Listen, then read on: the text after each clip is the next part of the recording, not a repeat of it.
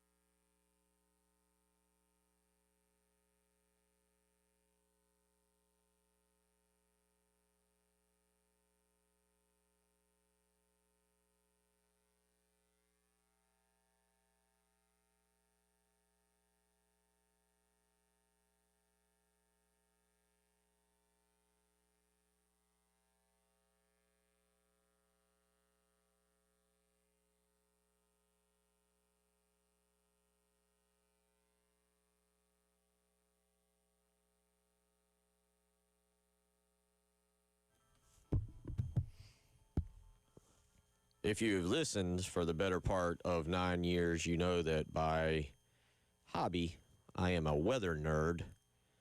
I love storms, but this Hurricane Melissa, is as dangerous. It literally is as dangerous. It is the most dangerous. It is I think, the second most dangerous hurricane. When I left the house, I've got YouTube TV pulled up on my computer. Thoughts and prayers with the people of Jamaica as they prepare for Hurricane Melissa coming through. I think it's barometric pressure is the second lowest on recorded file. It's a Hurricane 5 that is about to rock Jamaica and then hit Cuba overnight, I believe tomorrow night. And so if you've ever been to Jamaica, whatever you saw was about to look entirely different there. So thoughts and prayers down there. Yeah, I'm a weather nerd. I was telling somebody about the hurricane this morning. You really ought to do like sports and weather. And I was like, yeah. I should connect you with my buddy that works at the Weather Channel. Yeah. Oh, really? Yeah, he's a producer for him. Yeah. I don't know. I was gonna say I loved it. I'm watching the people that are down there in Jamaica, and you know, that island's gonna be essentially cut off for about 4 days because of what's happening and how this is gonna play out. And I was looking at those people, and they're bunkered up in a house. Looks like a nice house, but it's not gonna have power. If it stands the storm itself. They were talking about that in terms of like the concrete structures, and that they think that, you know, those houses, the way they're built, they expect them to stand up, but as of, and I'm looking at it, it's just showing the rain, but as of like this morning, it was 185 mile per hour winds, and again, I think it's barometric pressure was something like 982. And it was the second.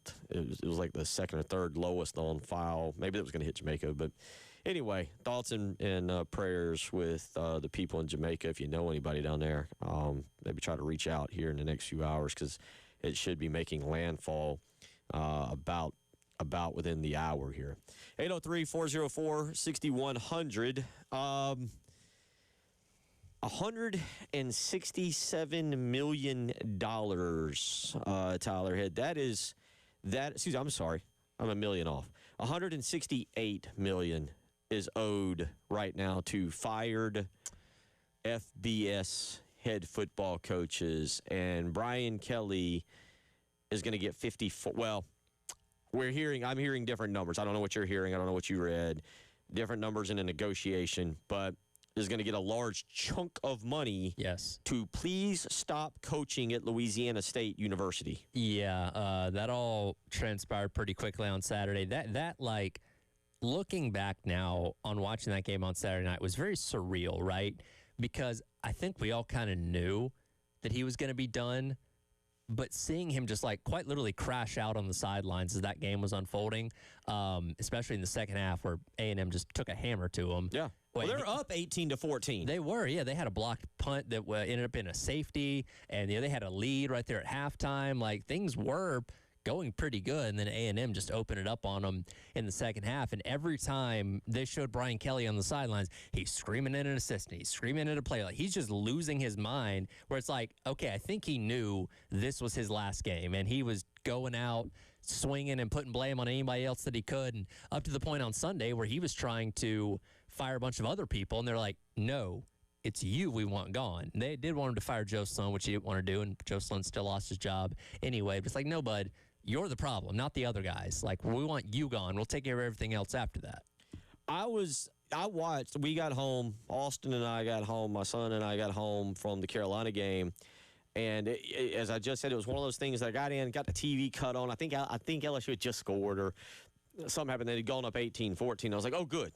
It's going to be a good second. All right, I'm going to sit down, get comfy, get in the recliner, watch. Say this is going to be a good game. Should be a lot of fun. Brian Kelly's 20-1 at night in Death Valley. Well, I know the team stinks, but they play really well there. I've been to Death Valley. That place is a zoo. It's one of the absolute hardest places, I think, in the country to go in and play. Obviously, records indicate that. And so you're thinking, all right, here comes a couple years ago, when kind of out of nowhere, was it Kelly's first or second year with Jaden Daniels where they beat Alabama there 32-31? First year, yeah. Kind of weren't expected to be that great. And you go, okay, well, here comes maybe that Death Valley magic that he can conjure up. And all of a sudden, you're right. And you make a good point. I saw a tweet that's like, it was pretty funny, and I got to edit it a little bit. But it was like, does Brian Kelly go to practice? Because only shots of him on the sideline are asking, what the bleep are we doing out there? Yeah, it's like, aren't you supposed to know? Aren't you the head coach? Don't you have the ability to? Because when they let the punt return happen, I'm assuming he was mad about the special teams coordinator allowing the punt to go to the returner for A&M. So it's like, don't you have the ability to veto that? We had the same conversation about Beamer. Like, if you hear something in your headset you don't agree with, you're the coach. You can say, I don't want that to happen. Do something else. Like, that does fall on you to a degree at the end of the day.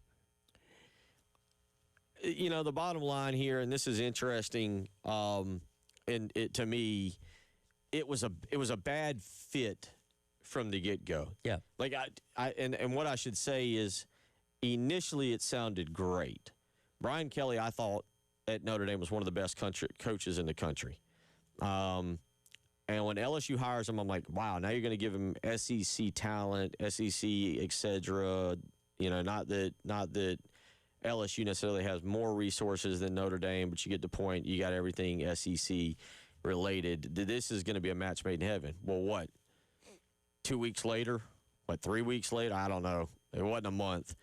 He's at the LSU basketball game, and his family, however he worded how you went, uh-oh. Yeah. This ain't going to work. This is bad. No, I think he thought. And then you had, on top of that, the incredibly awkward, cringy photo shoot with Walker Howard, the quarterback. Yeah. And you went, nah, man, this is done already. I think Brian Kelly thought he could pull the wool over people's eyes and convince people he was something that he wasn't, which down there in LSU, that wasn't going to work. And what's interesting now is reading, and there's been tons of articles that have come out in the past 2 days about this, and they're all fascinating, is reading the behind-the-scenes stuff about how he dealt with his staff, how he dealt with his players, and, like, when players get hurt, they're like dead to him. There's a guy that's been going crazy. I don't know. He won't even speak to you if you're injured and can't contribute to the team anymore. There's assistants that have been hired and fired without so much as talking to Brian Kelly, not going on the recruiting and all these kind of things. It's like, okay, I see why this didn't work. And it get to the point where on Sunday, if you read the details of how all that went down, the governor was involved because the university doesn't have a president right now.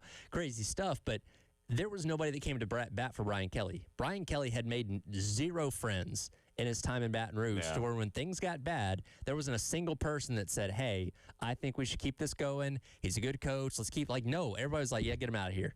Not a single person. And to the point where we've seen in recent weeks with James Franklin, Billy Napier, those guys have gotten fired, and you've seen former assistants. You've seen former players that sucks for coach. He did this, and that for me. He's a good dude, this and that. Not for Brian Kelly. I've seen nobody say a good word about Brian Kelly in the past 2 days. But you know, the truth is, Nick Saban was the same way. Yeah. Now, he won, and he won convincingly, and then Nick Saban all of a sudden developed a little bit of a personality. I was going to say, I've heard many players talk about, though, the personal relationship they had with Saban and him actually caring about them as players and people. You don't have that with Brian Kelly. Well, that goes back to the injury, though, because I don't remember the particular player's name. He said that when he played and started, he heard from Kelly every day, and he was his best friend, and it was a great relationship. And the second he got hurt, he was cut off. He was dead. And then essentially his key card to the facility didn't work. Yeah. Well, and which, by the way, Bill Belichick, remember, is kind of, there's rumors he's done the same thing to injured players at North Carolina. Sure. It was a bad all-around situation. 803-404-6100. We'll look at big picture when we wrap up this segment. Shane Beamer set to take to the podium in about 15 minutes over at the athletic facility to address the media. We'll let you hear what he's got to say on a Talking Tuesday. It's Tyler Head, Captain David Ayer, and Bill Gunner. It is the Halftime Show.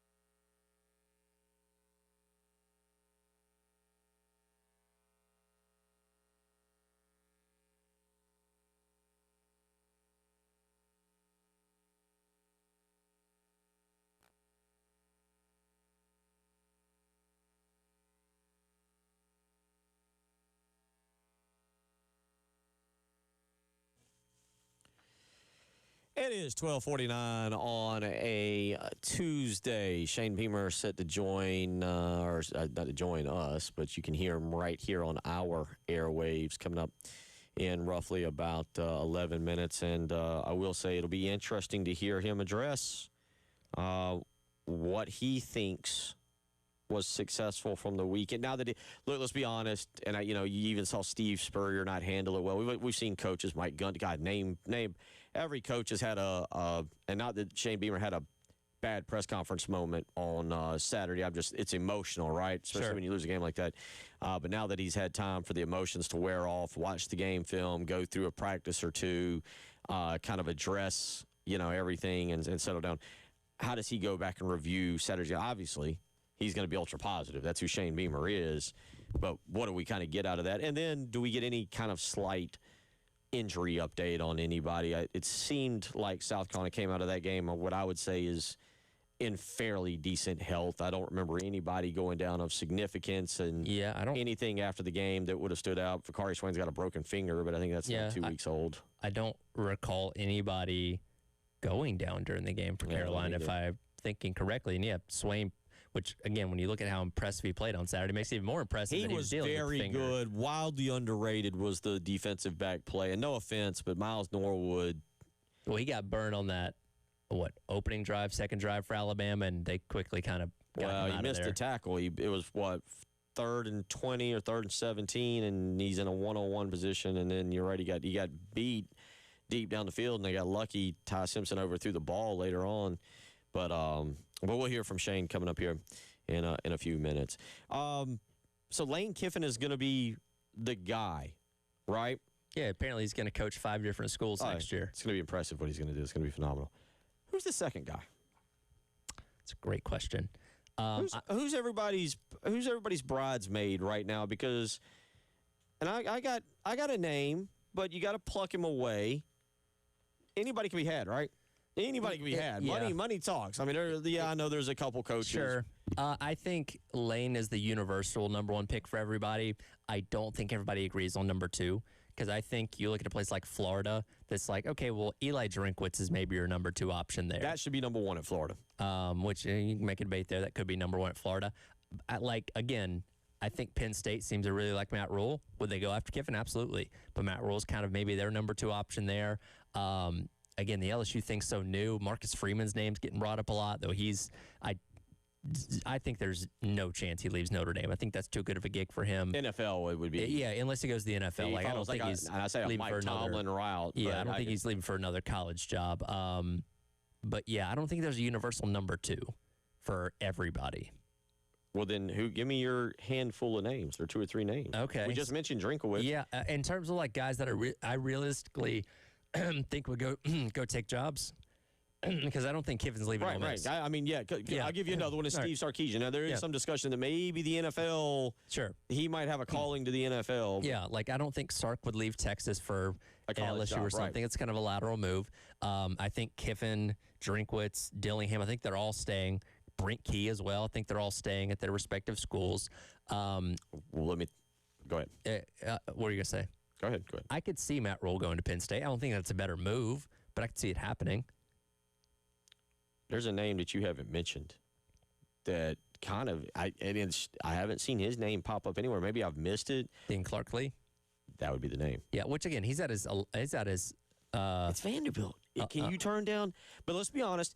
Again, and I think Brian Kelly and really Billy Napier for that fact too. But Napier wasn't as bad. I think if you're a college, you really got to look at not just, can he coach games? Can he recruit? Can he get with? It's how does he fit with the school? How does he fit with our approach? Brian Kelly was such a bad fit. It was good in theory. Great football coach. You get him what I think is more talent, but it was not a good fit. Yeah. Billy Napier's personality also really wasn't a good fit at Florida. That was not going to work. And by the way, Florida State could open. Auburn could open. Yeah. I think there's going to be at least 2 to 3 of these big jobs that have to settle for somebody. where they go in firing their coach, thinking, okay, we're going to go out there, we're going to land a Kiffin, we're going to land a Drinkwitz, whatever, and they're going to have to settle for somebody they really don't want because there are just so many jobs open this time around. And three of those guys you mentioned in, Clark Lee, Killeen Dillingham, Brink Key, all at their alma maters. You're going to have a tough time prying those guys away because they're all probably going to get extensions to try and keep them there.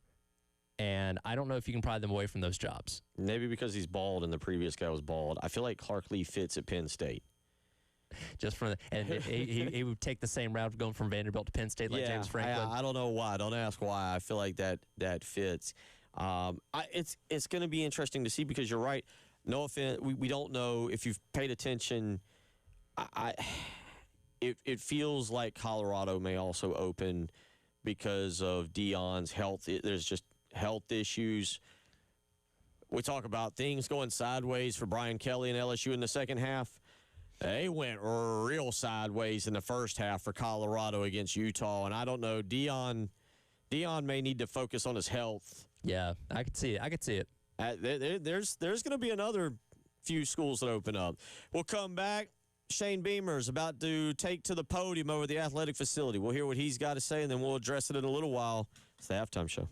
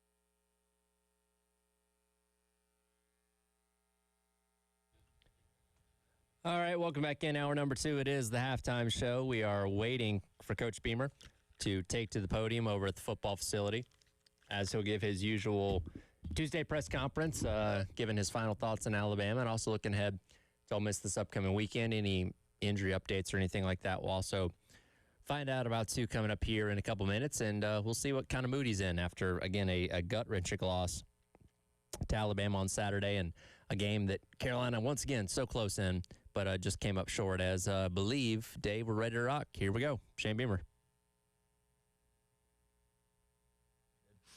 Wouldn't surprise me if she did it. Yeah. Yep, it's a core value, Steve. Great to be back. I hope everybody that was at the exhibition basketball game and missed a teleconference the other day, hope you had a safe trip back and enjoyed that trip. We're back at it, obviously, with another opportunity this week to go compete. Got a big challenge in Oxford. Lane has done a phenomenal job at Ole Miss of elevating that program and sustaining success just year after year, the way they just continue to just be one of the top teams. It's impressive. Credit to him. I was texting with another SEC coach about a week ago that had played Ole Miss this season, and I hadn't seen a whole lot of Ole Miss on tape at that point other than Kentucky because they had played Kentucky before we played Kentucky. And that coach that had played Ole Miss said it's amazing. As good as Ole Miss was last year, they're better this year. This coach that had played them, and then you turn on the tape and you see what he's talking about. The quarterback that has transferred in is playing at a really, really, really high level. The running back is a weapon. Hardly ever comes off the field and just continues to produce. Receiving core is dynamic. Size and athleticism at the offensive line position and tight end position. Great run after the catch skill on offense. Defensively, got a lot of new transfer portal guys that have come in on the back end, the back seven, but up front, a lot of the same guys that we went against last year. Four is a great pass rusher, and then the two tackles inside. It's not every day you line up and play a 6'8", 330-pound defensive tackle, but that's our challenge this week, and that'll be a challenge when we kick field goals too, because he's an absolute weapon on their field goal block team, being that long.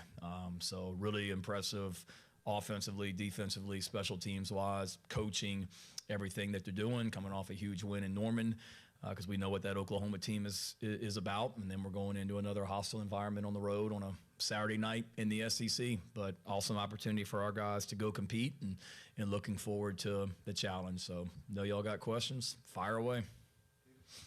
Shane, pretty off topic here, but a story broke yesterday that said the 2027 USC Clemson football game could be played on a Friday or Thanksgiving weekend or the Saturday. If it went to a Friday, what would your opinion be? Yeah, I saw that. That was news to me.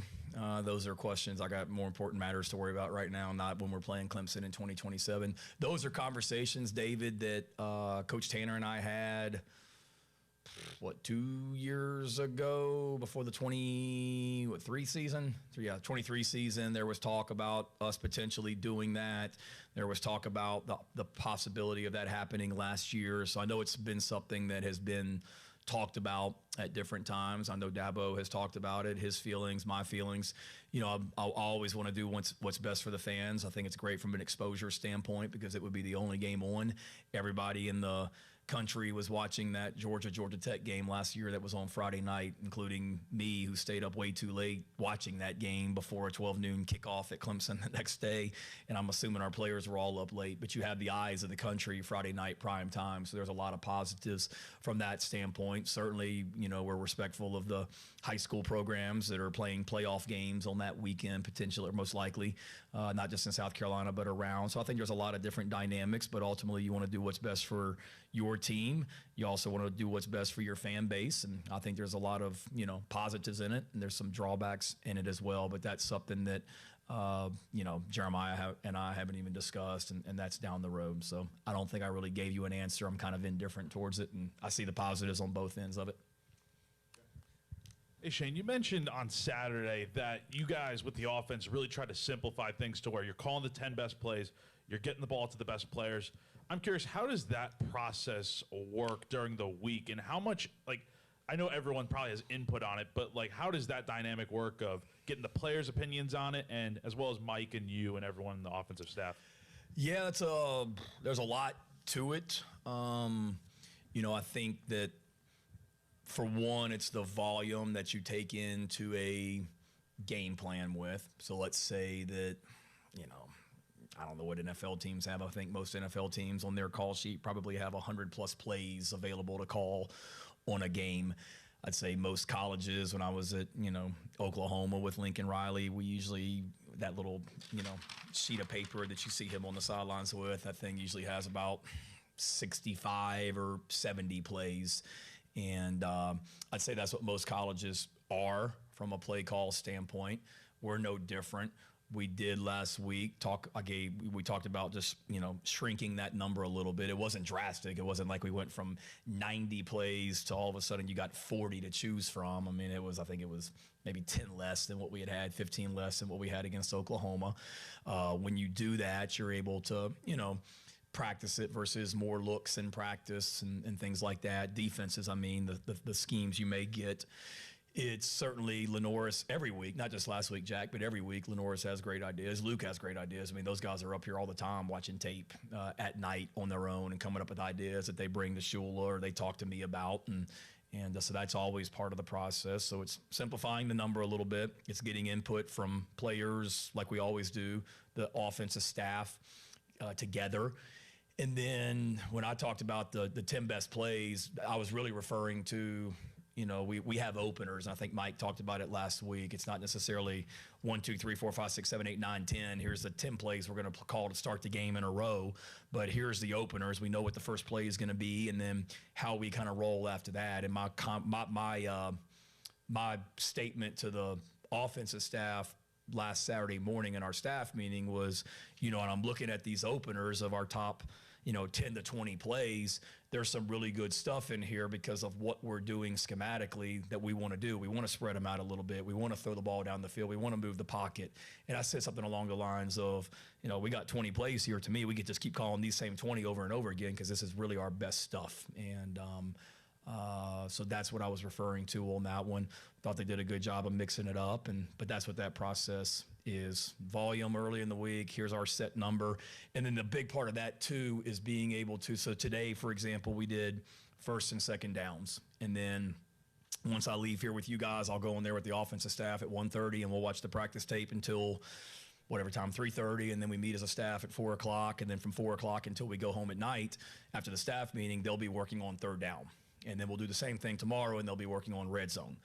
And having as much carryover, meaning we don't need a ton of new plays when we go to third down tomorrow. How many of these first and second down calls can we also call on third down based on what they're doing? And then when we get down to the red zone's more specific because the field shrinks, but how many of these first down, second down, and third down calls can we also call in the red zone so we're not asking our players to learn a new scheme, if that makes sense. So that help?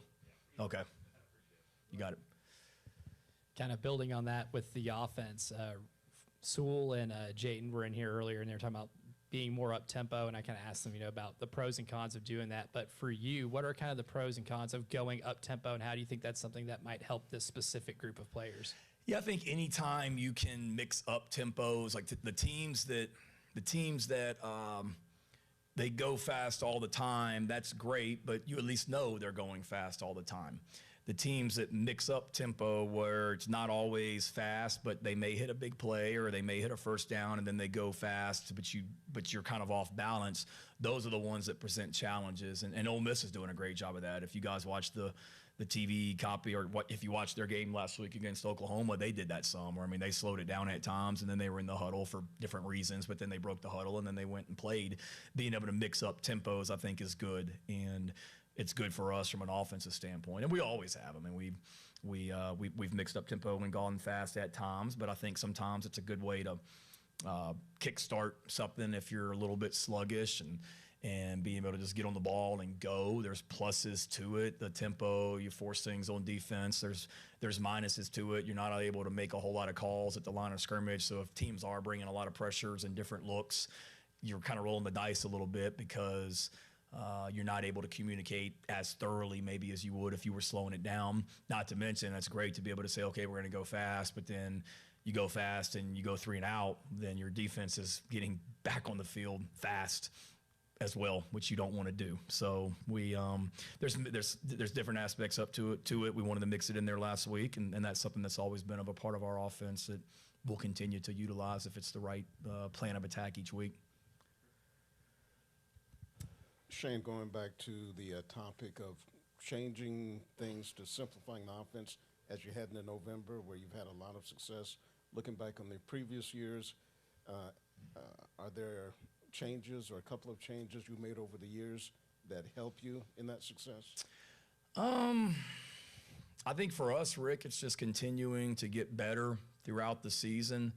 That goes back to strength and conditioning, training room, nutrition, young players that we are playing that just continue to get older as the year goes. The freshmen that we're starting on offense right now, Donovan Burf, Brian Rowe, Shed Surratt, those are true freshmen that they just continue to get better. Our team, we pride ourselves on getting better throughout the season because of how we practice and the way guys develop. So I think it's more that than anything. And again, I don't want there to be this like major story that all of a sudden, we made changes to the offense last week and we shrunk the game plan, and that's why we, performed a little bit better. We still didn't score enough points to win. And we always each week tweak on, how we can be better. And last week, we did minimize the volume of stuff that we had, but again, it wasn't drastic. I mean, I had that conversation with Lenoris about simplifying, and he's like, I don't think we need to. We're not doing that much, which he's right. We weren't doing all this stuff that guys didn't know what they were doing. It was more for me last week, just trying to narrow down and hone in on our very best stuff, and let's go execute, and let's just call it over and over again. So that's what we need to continue to do, is just accentuate the things that we do really well, and then just continue to just, stay, have great resolve and on the process, and just continue to work and get better. You mentioned after the game, like, hey, we need to finish more. Is finishing something that can be taught with a team, or is it just at some point it just clicks? No, I mean, I think it's something that can be taught. You hope it clicks. I hope it's something that you develop. Every day in practice, we make a big deal about the last period of practice, and it's the fourth quarter, and we got to go finish. We did it even more so today. Every off-season workout in the summertime or in the winter, we're talking about finishing. So it's something that we emphasize all the time, and we've been a good team in the fourth quarter since I've been here as the head coach, and it's maddening that we haven't been better this year. The fact that, if you can say there woulda, coulda, shoulda, I get all that, but there's 2 games, SEC games, that we led going into the fourth quarter, Missouri and Alabama, and we're not able to finish. LSU, it's 17-10, and we got a 4th down in plus territory, and we don't get it, and we don't finish that drive. I mean, look, everybody, there's a handful of plays every game, but you just sit there and say to yourself, man, if we just finish in the fourth quarter against Missouri and Alabama, we're sitting here with the same record after 8 games that we had last year. And if we finish against LSU, and I know all those teams, I'm not taking anything away from them. It's just the fact that we had the lead and we didn't finish. So it's a mentality. It's a execution. I don't think it's I know it's not from a lack of effort or a lot of mistakes. It's just, tip your cap to the other team. I mean, Alabama was on the road and in a hostile environment and found a way to win that game in the fourth quarter the other day. And Missouri at home never flinched, and they found a way to win that game in the fourth quarter. And you look at all of these games, I mean, Ole Miss, a lot of their games, Lane talked about it, I think after his game the other day, that, against Georgia, they're beating Georgia going into the fourth quarter. And then Georgia outscored them something like 17-0. And then the other day against Oklahoma, they're losing going into the fourth quarter. And then they outscored Oklahoma 9-0. And, dominating the fourth quarter is one of the things of how we, win the game, plan to win, and we haven't done a good enough job of it. So you look at everything that you're doing from a schematic standpoint, how we can be better in the fourth quarter, and then just a total development from a physical standpoint, mental standpoint, and we just got to perform better.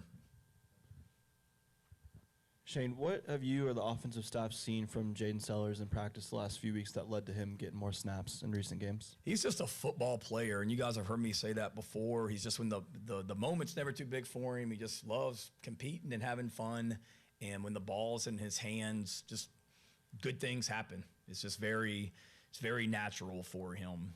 He's an instinctive guy, and he doesn't really say a whole much, but he's just, he's very much like his brother. When the lights come on, he hits another gear and competes, and that's what we saw in practice.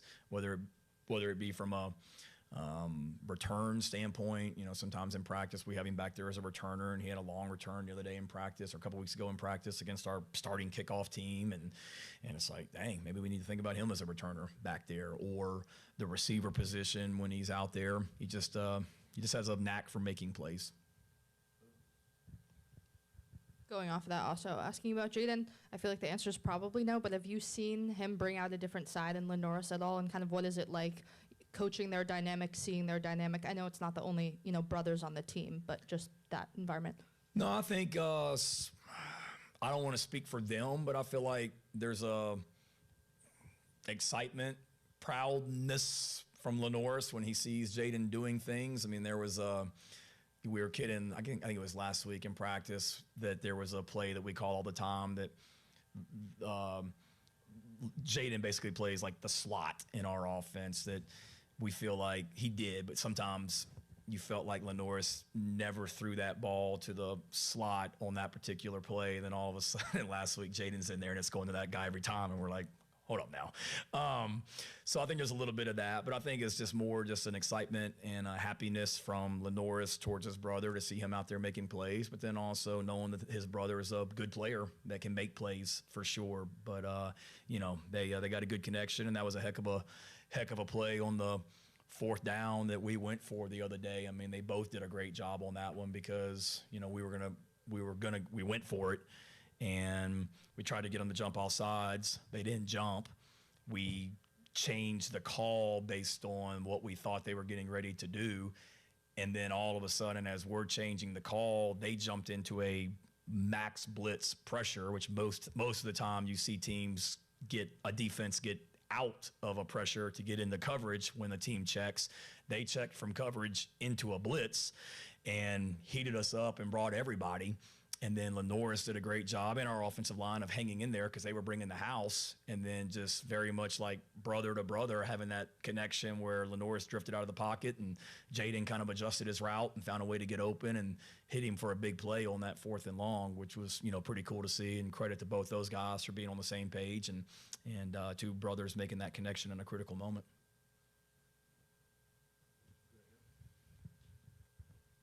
We see a side of Lane Kiffin on Twitter, TV, or whatever that's bit outgoing, I guess is one way to put it. What's sort of your take on him and just what he brings to the game from a personality and color standpoint and entertainment and all that type of stuff? I think it's great.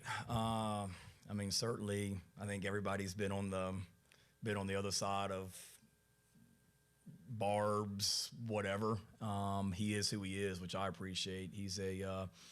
I think he's very genuine. It's not an act, how he is who he is. And I think he would be the first to tell you, I don't know him well, but just have gotten to know him over the few years that I've been in the league as the head coach. He's just very, very real. He definitely keeps the SEC head coaches group texts that we're on. He definitely keeps that entertaining and lively with stuff that he may send on there, tweets that he has seen or whatever it might be. And sometimes there's, he keeps it entertaining for sure, but he is who he is. And I've got a lot of respect for him from that standpoint. He's a brilliant offensive mind. He's a brilliant coach. I texted him after, I don't know if y'all saw that E60 thing that Ryan McGee did with him. I thought that was a phenomenal interview. I sat there and watched it with my wife and was like, wow. Because you saw a side of him that maybe you hadn't even seen. And I think he's just, as he's, we're basically the same age, but as he's matured and been in this profession longer, I think he's got his priorities straight, and he is who he is. And and it's working for him. So got a lot of respect for him, what he's done at that program, because I've been in that state at Mississippi State as an assistant coach and familiar with the Ole Miss program from being in Mississippi when I coached there and seeing what he's done with that program, but doing it his way and staying true to himself has been pretty cool to see. But definitely entertaining for sure. Speaking of being yourself, you're very superstitious, correct? I say that I'm not, but I am. Okay, does that, two questions, they might both be stupid, I apologize. Does that influence what you wear on game days? And does that influence which of your 2 parking spots you park in during the week? No. Parking spot, no. I'm usually in the same one that you're referring to, the one closest to the curb. I usually park in there. If I've been in another one, it's because somebody else, Emily, I guess, would have maybe parked in the other one. So parking spots, no. What I wear, yes and no. It's not like Coach DeBoer. I know he's on this black hoodie thing at Bama. I wouldn't say it's like that. Trying to think. I did the white pullover because I wore it against South Carolina State, little white short sleeve pullover. I did that and we won. And then I wore a hat that night because of the rain. And then I think I did the same thing again against Oklahoma, and that didn't work. So I'm like, never again. So I've probably retired the white short sleeve pullover. Outside of that, not really. I'd say the biggest thing, and it probably drives the coaches crazy, is, you know, in the staff meetings, Lulu, basically the Coach Shula sits on my right, Coach White sits on my left, and when we're talking about different things, where each week I ask the defense something or ask the offense something, and I'll ask them both. After a loss, I'll mix up who I ask first, if that makes sense. So like last week, if it would be, we're going to start with Shula. We lost. Okay, this week we'll start with Clayton, and we'll do defense first. And then last night, I'll be honest, I finally just told him, screw it. We're not doing that anymore. Clayton, you're up. So we're just doing it that way. And I said, hopefully we'll do it with you the rest of the way. So part of my language, I'm not supposed to say screw it in a press conference. But so yes and no. There's superstitious things that I have, what route I take the morning of a game. When I go running, I'll switch up the route a little bit. I say my wife and kids are probably more superstitious than I am, but there are little things that I'll just try and change up a little bit. With the receiving core just kind of being mixed up a little bit for various reasons over the course of the season, how do you feel like it is now? I probably ask you this every few weeks or so, it seems like, but how do you feel like it is now heading into this last, I guess, quarter of the season? Yeah, I think those guys have all continued to get better. I think you've, seen guys develop more and more that we want to feature, guys like Nick Harbor. You saw what he did last week and what he does to defenses. He's continued to develop and come along. I think you see the freshmen, Murph and B-Row, and Malik Clark is a guy that continues to get better. That it's been playing in games. So, seeing those guys, the way they're working, Jaden and his development. So you see those freshmen continue to come along. You see Nick continue to take steps. Jerry Brown and Mazio still right there in the mix. So it's a solid group of guys, and they complement each other well, and been pleased with their continued development. Thought Donovan Murph did a lot of really good things on Saturday and continues to get better. And we need all those guys to continue to come along. A couple of the freshmen that aren't playing right now, Lex Cyrus, Jordan Gidron, are going to be really, really good players here, and they continue to work and get better. So pleased with that group overall. Hey, Shane. We saw another SEC coach get fired this weekend, LSU and Brian Kelly. We've seen it in Florida, Penn State. There's been a ton all over the country. How just aware of that fact are you when you go through your day-to-day, weekly, monthly operations here, that at any given school for one of these power conferences, a bad week, stretch, season, the same people that hired you and love you can run you out of town? Just how aware of that are you? Yeah, I think it's something that you're always aware of. I mean, LSU fired Ed Ogeron, 2 years after winning a national championship. Florida fired Dan Mullen not even a year after playing in the SEC championship. I mean, I can remember my last night as a coach at Oklahoma. We beat Iowa State in the Big 12 championship, and Lincoln Riley invited me and Emily and the kids to come over to the house because they knew I was going to South Carolina the next day because I'd already accepted this job. And I remember watching Florida and Bama on TV at Lincoln's house playing in the SEC championship in 2020. And then by November of 21, he's fired.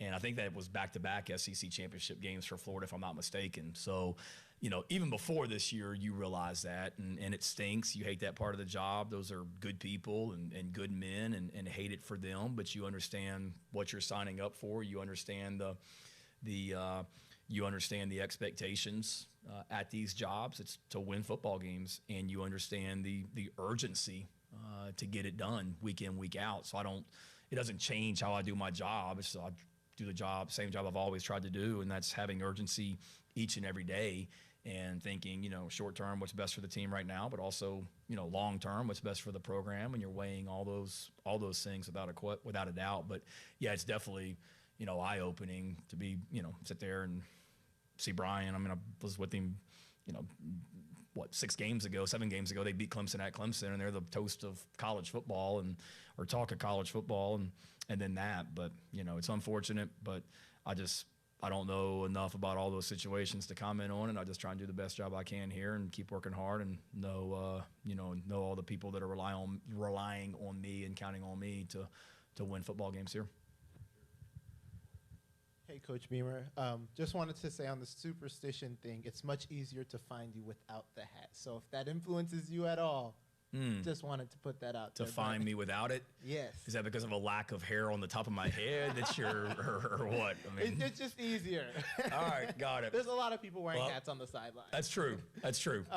But as far as this week goes, primetime game again. How much do you think about or talk about with your team just the privilege it is to play in primetime so much? Yeah, all the time. That what an opportunity as competitors, and we talked about that last week before the game. That, you know, you can sit around and feel sorry for yourself because of how we performed against Oklahoma, but you get another opportunity to go compete on national television on ABC last weekend. That, you know, I don't know how many I guess everybody has like different forms of television now, but I was like, back in the day, like even if you didn't have cable television, you got ABC, and I'm assuming nobody's like that anymore. Maybe they are, but basically there's gonna be a lot of eyes on you this weekend when we play Alabama, and what an opportunity that is in that spotlight. And we talked about it again today, another opportunity that national television, number 7 team in the country on the road at night in their stadium, Halloween weekend on national television again. It's a great spotlight, and a lot of people are going to be watching because it's the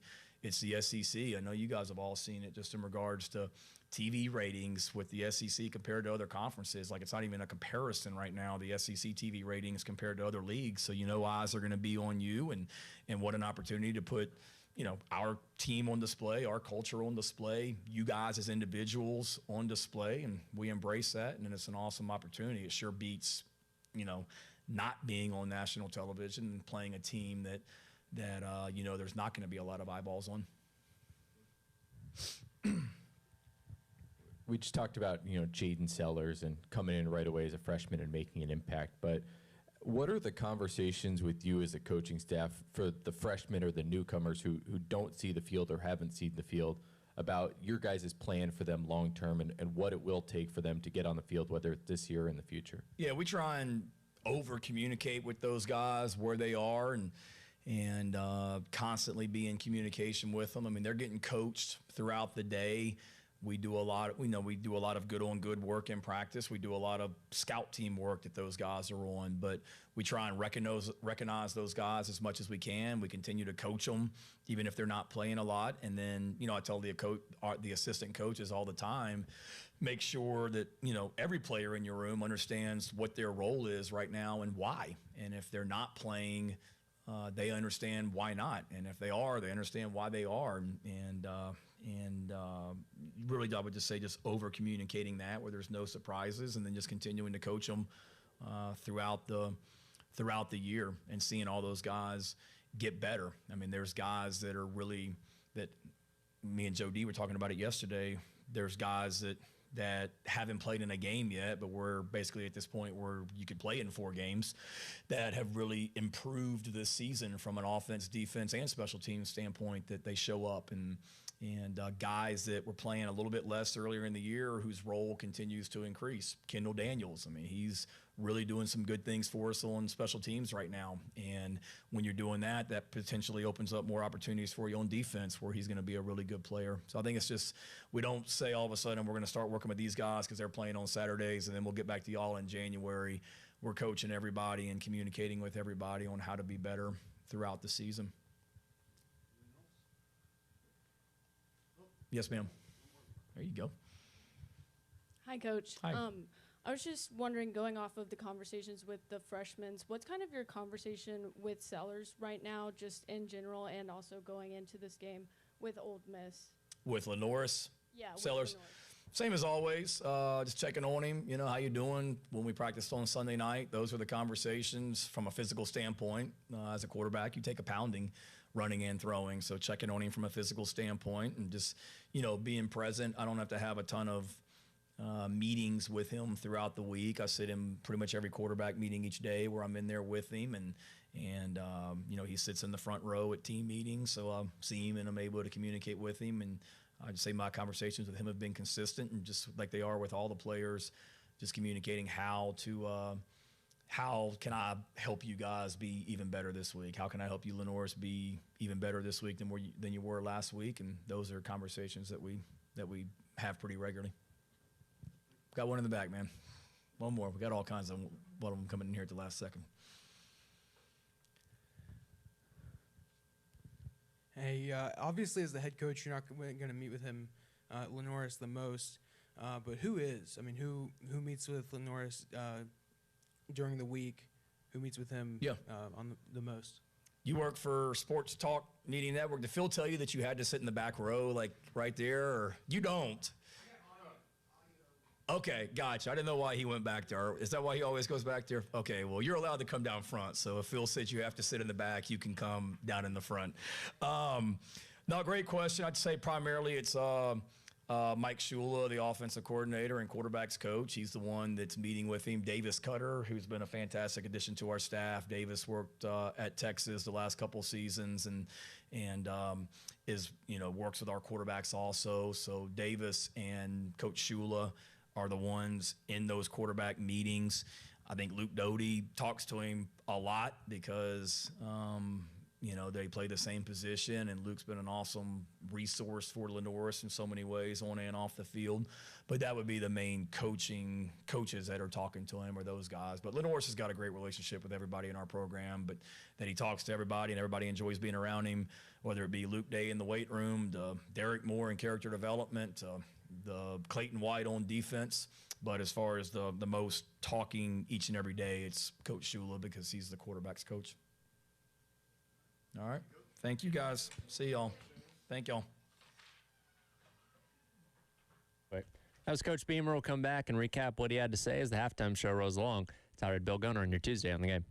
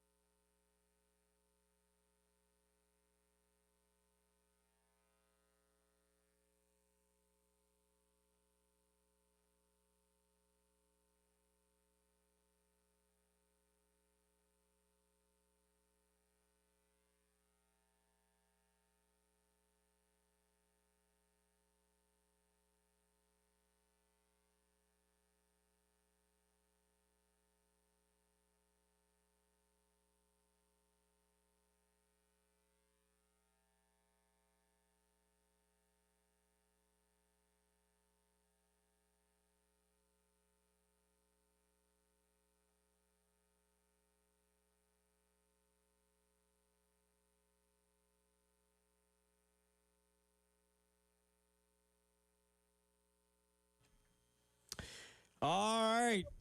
A little long today for Shane Beamer. A lot of questions in there, but some information kind of coming out and on what kind of South Carolina does to prepare for Mississippi on Saturday night in Oxford. We mentioned that game at least as we know it as of last night, not a sellout. So Mississippi, and they have the Citadel after South Carolina coming up. So not exactly like a sandwich game that they are kind of overlooking. No. Not to my knowledge, at least. No. I mean, could you make an argument that they're coming off of a tough little stretch here in the last couple of weeks with some of the games they played? Sure, but I think they'll be juiced up and ready to go for this one, especially for a night game in their own venue. I don't think you're going to get the letdown look ahead from Ole Miss this weekend. Going to be a tough challenge, and obviously kind of knew what you were signing up for when you look at the schedule this year, and it's going to be maybe even tougher than you thought with how Ole Miss is playing right now. Kind of interesting. And somebody correct me if I'm wrong on this, but I remember South Carolina playing Mississippi in, I believe it was and I get the end of the decade mixed up, 08 and 09. I believe it was 08. South Carolina went down there to Oxford and won 31-24. I believe 09, and it might have been 07, 08. But the next year was the Sandstorm game here with Jevin Sneed, who came up. And so that would have been, you're thinking of 08. Okay. Because the Sandstorm game was 09. Okay, yeah, so 09. And I say that because it's kind of interesting that this is the and now COVID was different, but the third time South Carolina and Mississippi have hooked up now in the last 5 years after those two games. Yep.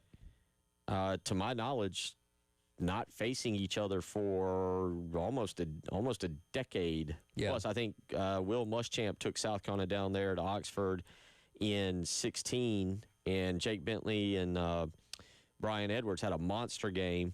But, yeah, other than that, there was a gap where these two teams didn't face each other. Now it's the third time in 5 years, and the Gamecocks are looking to knock off Lane Kiffin, and Lane Kiffin's had some of his better moments against South Carolina in the other two. Well, we chalked last year's game to being one of the worst losses of the Beamer era, where you were coming off a bye, they were coming off a loss to Kentucky, and they came in here and ran all over you. And, you obviously had the bad fake punt at the beginning of the game. It just nothing went right that day for Carolina, so you're obviously looking to redeem yourself from a year ago and going on the road against a team that is going to be pretty darn focused on you. Again, no letdown look ahead for them is going to be a challenge. But, again, going back to what we said earlier, you hope that some of the things that you saw against Alabama can translate to giving the ability to be competitive in this game, right?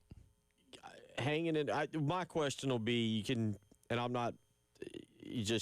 my question will be, where are they at mentally?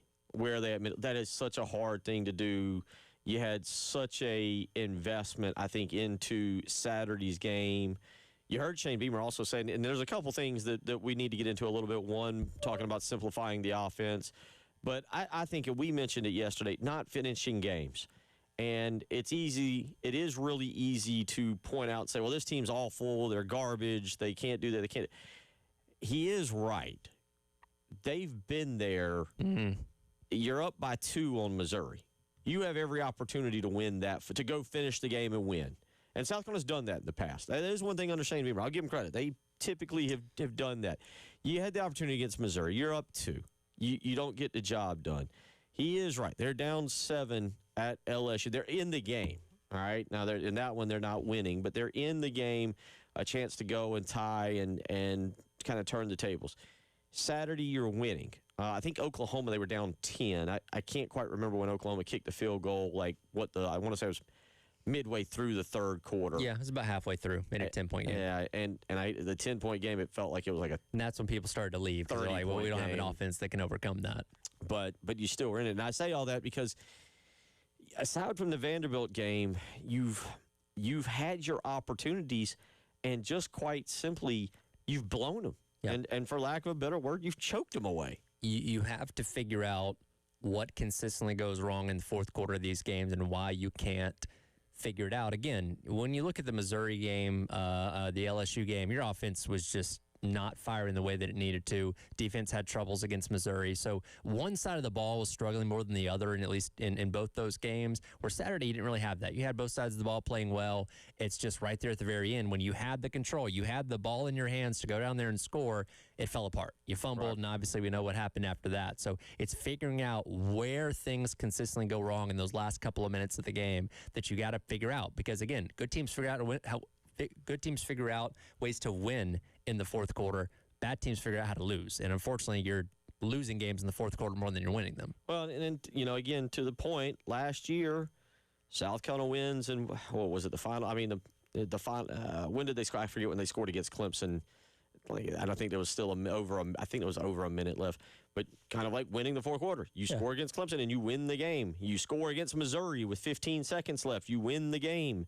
There's a difference between that being 9-3 and 7-5. And obviously you can, think about things a little bit differently too. So this year they haven't gotten the job done down the stretch of games in the fourth quarter. And just like the video showed on the video showed on Saturday. That's a big part of the culture, and the culture, unfortunately, for at least 1 year, for right now, through 8 games, has not upheld.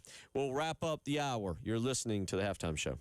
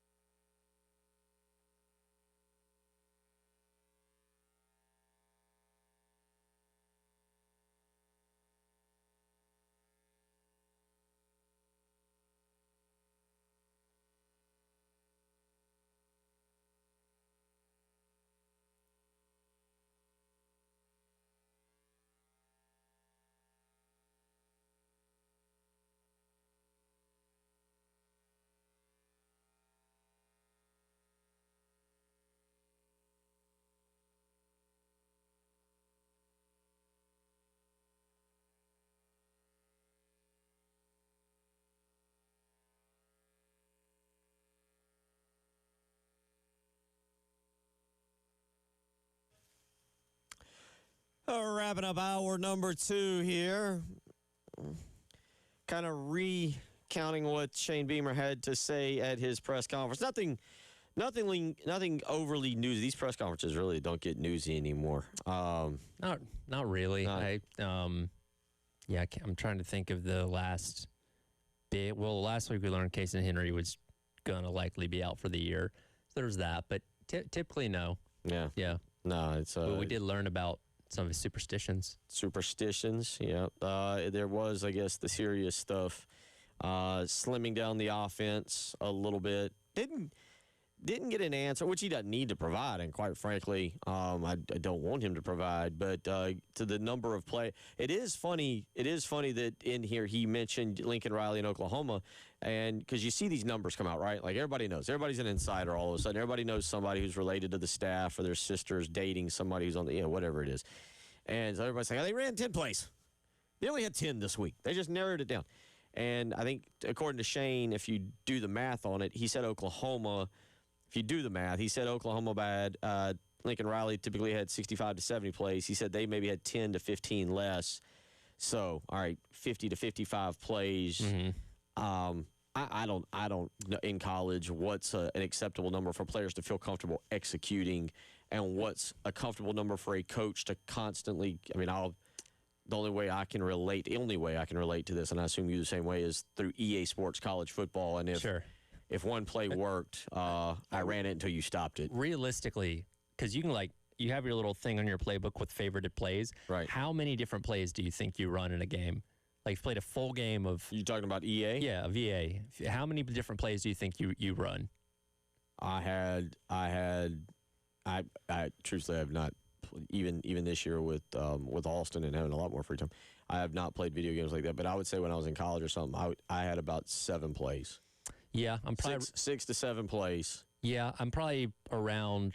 Yeah, probably about 10 or 12. Okay, yeah. I didn't even have that many. It was pretty simple. I will typically because it'll give you the suggested plays at first. Right. I'll do that for the running plays because running plays are all pretty similar for the most part. So I'll select one of those. But passing plays, I call those myself, and those are typically a set of anywhere between 5 to 7 plays that I just go over and over and over with because they work. Okay. At the end of the day, and again, that's the most simplified version of being an offensive coordinator in the entire world. But that's how most of us can relate to it. Well, now listen, I'll say this and be dead honest. And why do I say it like that? If you've listened you've heard it before. Perry Orth has been point blank. If Steve Spurrier found a play that you couldn't stop, keep going. He just ran it. He didn't go, oh, well, we've run it 3 times in a row. They're going to be expecting it now. Unfair for them. Because you know what? Teams can expect you to do things, and you can still be successful. Yeah. Because you're just executing so well, and they're not. You can still, I can tell you the play. Right. And you can try and stop it, but if I'm executing at such a high level, I can still be successful. Well, Spurrier had so much confidence in his plays, in what he was doing. Of course, he saw the game so differently. He's just the way he saw the game from number one from the sideline, which is hard to do, but the way he was able to call plays. But it is funny to listen to his quarterbacks talk about him drawing up plays that he would see during a game. I think it was I can't remember which Florida quarterback it is that said that you got so accustomed to Spurrier that you would drop back, and if you threw the wrong route, and there was a particular route he wanted to do, you'd have the play, but you could be 85,000 screaming Gators, and all you could hear from the sideline was no. You'd be like, and you'd come over. I think it was Doug Johnson who said that actually, and said you'd come over, and Spurrier's like, why'd you throw that route? The other guy's open. You throw it to the other guy. It's pretty simple. And and Spurrier was so confident doing it. And I will say this for South Carolina fans, we got to watch that. Sure. And it wasn't always perfect because there was times we questioned a lot. Wait a minute, is Spurrier Jr. doing this? Why does it look like this? But when it clicked, and it was beautiful. And then we went through Kurt Roper. I thought Brian McClendon wasn't bad. I don't know if I was in the minority on this, but I thought Brian McClendon was fine. Mike Bobo was maybe the best one after that, and we all know what happened with him and Shane Beamer. The Marcus Satterfield experience was something. It was just that, an experience. Yeah. Dow Loggins, I was not happy with Dow Loggins at the end of the Clemson game. I was like, this guy might have cost us the game. I'm not sure. This wasn't a well-called game. Mm-hmm. And then Lenoris runs in and South Carolina wins, and you're like, oh, what a good coordinator. You forget about it. Yeah, and look, again, nobody accused Dow Loggins of being the greatest coordinator in the world, but he understood, hey, 16's our best guy. Let's get the ball in his hands as much as possible, and lo and behold, you see the results. 803-404-6100.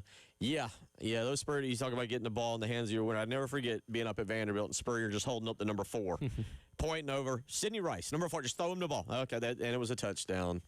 Simplified. You and I could coach. We maybe we'll put our names in the hat for a position. There'll be plenty. Hour 3 on the way.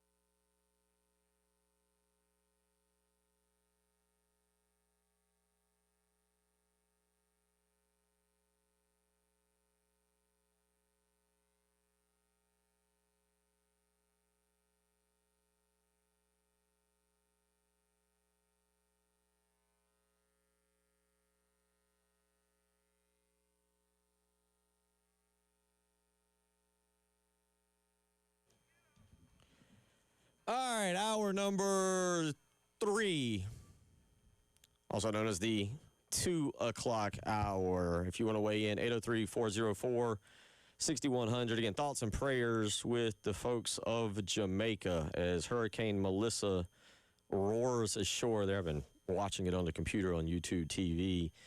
And one of the most dangerous hurricanes to be in the Caribbean, really in our lifetime.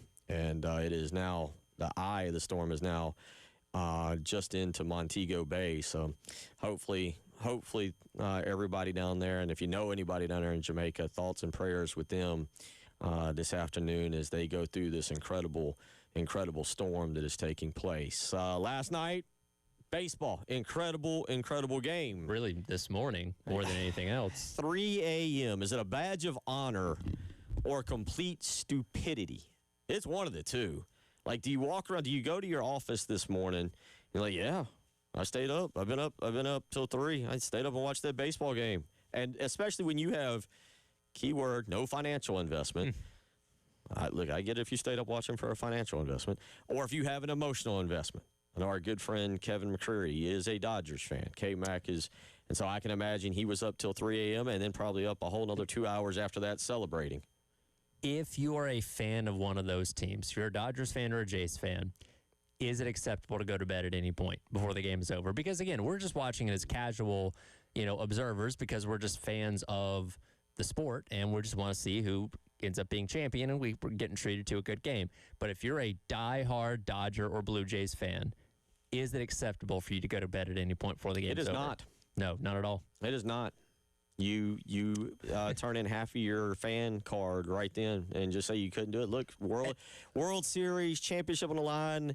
Again, 71% of the time, the team that wins that game 3, wins the series. Not only that, you had storylines coming up, pitchers that, and I say this, and I actually listen. I enjoy listening to Joe Davis and John Small. I had the whole crew. It was actually they were running out of stuff for a baseball game that was great. It was almost like at times they were running out of stuff to talk about, which was actually pretty funny. They became quite entertaining as the game rolled along, and they were getting into the fruit boards that were being shown, I believe, in the Blue Jays dugout. But they were making it sound if the pitchers coming in had never known how to throw a strike ever in their life. Yeah. But you were getting like great performances, and the Blue Jays bats just went absolutely silent. Sure. They kept the Blue Jays kept intentionally walking Shohei Ohtani. The announcers even commentated it was very nice of him to even pretend that he would go up there with all his gear on and step in like he was going to get to hit, only for them to be told, hey, no, we're not going to throw you a pitch. Go to first base. You have to at least go through the motion. Yeah. It was something. It was really, really. And again, I kind of was going back and forth throughout the game. I kind of was like, man, the Dodgers. Here's the interesting thing about the Dodgers. They're really actually a hard team to dislike. To me, Preston and I had this conversation one time. Like, they've bought all these players. They've done all these things that make us hate the Yankees and hate like sports teams. And yet, here's the Dodgers, and they're actually a very likable, in my opinion, a very likable Major League Baseball team. I agree. And look, Freddie Freeman, obviously a longtime Atlanta Brave. I've been cheering for him for a long time. Like, when you saw what he did last year in the World Series to win it, we see what he did last night to win the game.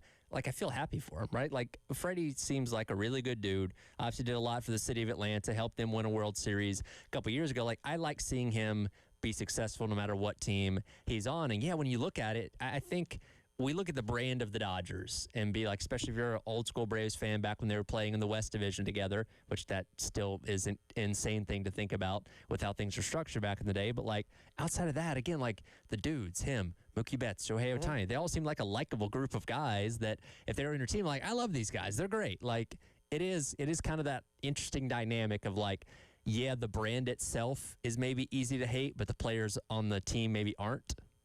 No, it's exactly what, because you're right. I don't know if I ever cared for the Dodgers, especially as you said, growing up, a Braves fan. Although it felt like it felt like more in the 90s. It was the Braves and the Giants kind of, I think, battling it out in what was the old fun NL West. But you're right about the Dodgers, and I mean, but one of my memories, was thinking about this last night, and I say one of my memories, I was not awake for this moment, but it's Kirk Gibson coming in and hitting the pinch hit grand slam, the epic moment there against the A's. And so they have these moments, but this team is actually very likable. And, after the game, you got Freddie Freeman, and he's doing his interview and cutting up, and then they try to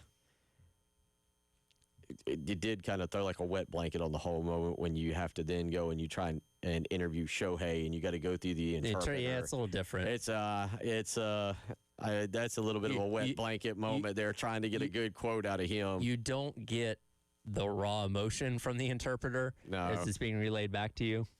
and Shohei seems like a pretty even keel guy as it is. I don't think he gets too high or too low.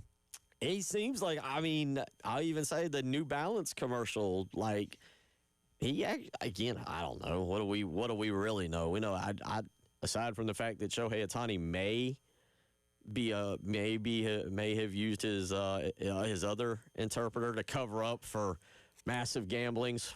Who knows? That was a wild story. But anyway, he seems like a really good guy, kind of like that. And you mentioned Mookie Betts, and Betts had a lot of opportunities last night and couldn't never really get the job done. And finally, Freddie goes deep all the way to center field. They hit a couple balls last night, and they were talking about this. The Dodgers did. They went to center field, and they were just talking about how the night air out there had gotten colder, and it just kept. They should have been home runs. Yep. Like if they'd have been hit an hour earlier, they were gone. They were out of the park. It was a wild game, and Shohei gets on base 9 times last night. Hits 2 monster home runs, and I mean, I think you ask now, and I'm trying to think of who else you put up there in the category with him. I guess, whether you want to go Patrick Mahomes, maybe, because Mahomes does do stuff that just still, to me, defies what you... Patrick Mahomes is not like a lean-looking specimen of a human being when you look at him. So when he starts scrambling around, you're kind of like, oh, look at the fat guy run. Like, sure. He's not fat, but you get my point. But you try and go, what other athletes are right now? Victor Wembanyama is... Yeah, Wemby's a freak. Wemby's getting there. And by the way, I can give you a Colin Murray Boyle stat from last night against that guy. We're going to talk some basketball coming up in the next segment. But, the baseball game last night. Now, so did you come to, like... Is it a badge of honor, or is it just, no, man, that was stupid. What were you doing? You got to work today. You're 43.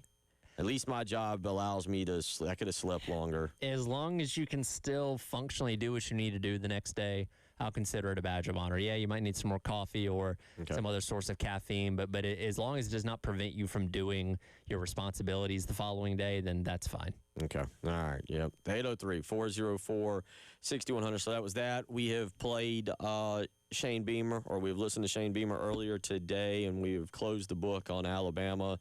Nothing else to see there. The Gamecocks move on to 3-5. And the two things, the thing that I really take away, and I hate to say it because there's 4 games to go, plenty left to be written in the season, but to me now, and I listened to Shane say it today, Tyler, and I know we've got the clip. I know you and Captain Dave are working on it. He is right. You can say, well, it's excuses. You can say, he's making stuff up. He's not. South Carolina has had opportunities in the fourth quarter. They're winning. They had that opportunity on Saturday against Alabama to win that game. They didn't get it done. They had that opportunity against Missouri. They're up 2 to get the job done. They're in the game. They're down 7 to LSU with the ball. They don't get the job done. Last year, and as you would imagine in good years, they did. Last year against Missouri, you know what they did? They went down the field and they scored, and they got the job done. Against Clemson, they went down the field and scored and got the job done. They did not do that. They've not done that this year. Right now, to me, the offense is bad, and that's like 22 points. We're acting like they went crazy on Saturday. But, Tyler, that to me is part of the story of this year is, no, they have not come through in the clutch like they have in the past. Well, and there have been other times in the Beamer era where you've had this kind of issue before. And I know there was a lot of controversy because of officiating, but you did have a 17-0 lead over LSU last year. You have potential to win that game, obviously. A couple years ago, you had the 10-point lead against Florida in the fourth quarter. You had a lead on halftime against Georgia last time you played them. Like, these are things that have happened frequently throughout Beamer's tenure, and unfortunately have happened more often than not here, where you're in position, either leading or down by a score, and having the opportunity to go down there and take the lead that you just haven't been able to cash in on. And at some point, it just kind of becomes a part of your identity as a team, and you hope that's not where this program's at. Because, again, last year you had a couple of instances against Missouri and Clemson where you did the opposite. You were able to go on there, score late, and obviously create some great moments and continue that six-game winning streak. But I can think of more examples where you didn't do that compared to where you did.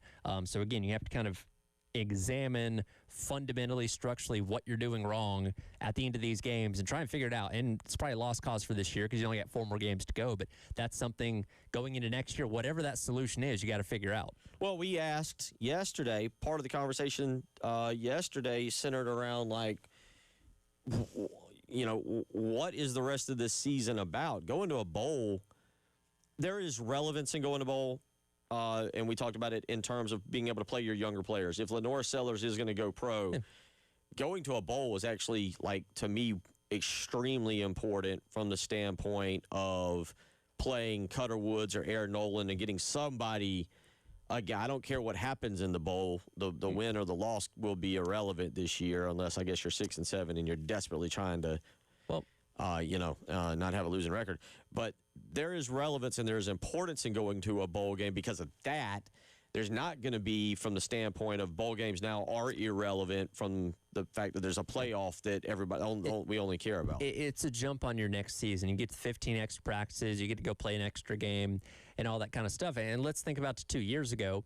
If Carolina had found a way to, let's say, beat Clemson and go 6-6 and make a bowl game that year, it would have been a great bowl game. It would have been a bowl game. And, you wouldn't have been upset if Spencer Rattler decided to sit that one out and get ready for the draft because, okay, well, now we can take a look at Lenora Sellers in his first start at quarterback. It would have been for the best. It would have been for the best.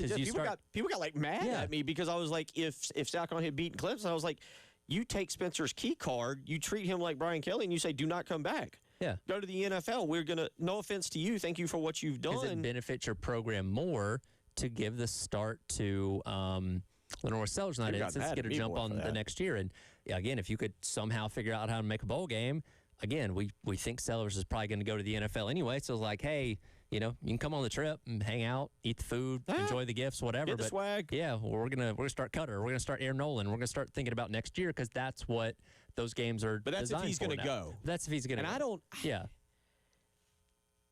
They asked today if he's having conversations. I don't know when you start those conversations with. I would imagine Lenoris and his father, and maybe the family. I mean, you've got to think that they're looking. We got a month left of the season. Minimum of 4 games, and the last big board I saw from Mel Kiper had him down at 21. Obviously a lot has changed. There's going to be some questions. Obviously, there's going to be some major questions. I would assume he will ask questions about the offensive coordinator and who's there and what's going on and what the talent around him is going to look like. He's going to look around and see who's staying and who's going. And but I don't know if it's a foregone. I question now if it's as much a foregone conclusion as at times we've made it to be. If I asked you to say right now what you think is going to happen, where would you go? I think he's going to go. If he's first, you can't. Yeah, you can't. It's tough to pass up. And I'm going off of what Mel Kiper put. I'm not basing it on anything else. And again, this season has been bumpy, and you're still thought of as a first-round pick. If you have a season that's like this next year, you can start to tumble a little bit. You know what I mean? Like, there's still a lot of belief in your ability, so you might have to strike while the iron's hot. Fantastic point on don't go to another one. 803-404-6100. We'll come back. Let's talk a little basketball. I don't want to kind of lose sight of what happened on Sunday. The Gamecocks, they are actually a week away from tipping off against North Carolina A&T. We'll let you hear from probably one of the more excited Lamont Parrish clips I've heard from in a long time. And that was after. I know it was an exhibition, but that was after a 2-point loss. We'll talk some basketball when we come back. It is the halftime show.